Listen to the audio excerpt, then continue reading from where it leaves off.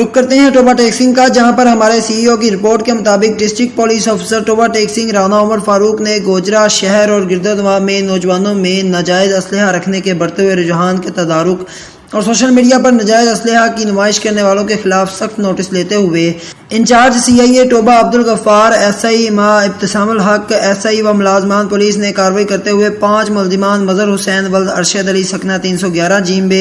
जुहेब सईद वल्द मोहम्मद सईद सकना 300 जीम्बे, मोहम्मद इशफाक वल्द मोहम्मद असलम सकना 297 जीम्बे, जुनेद सुल्तान वल्द सुल्तान महमूद सकना 297 जीम्बे और नवीद अब्बास वल्द मोहम्मद सलीम सकना 394 जीम्बे को गिरफ्तार किया, जिनसे असलहा नाजायज़ 1 अदद कलाशनकोफ, 1 अदद राइफल 222 बोर, 2 अदद राइफल 7mm और 1 अदद राइफल 244 बोर गोलियां बरामद करके मुल्जिमान के खिलाफ अलग अलग मुकदमा दर्ज कर लिए गए हैं। डिस्ट्रिक्ट पुलिस अफसर टोबा टेक सिंह ने कार्रवाई करने वाली पुलिस टीम को शाबाश दी है।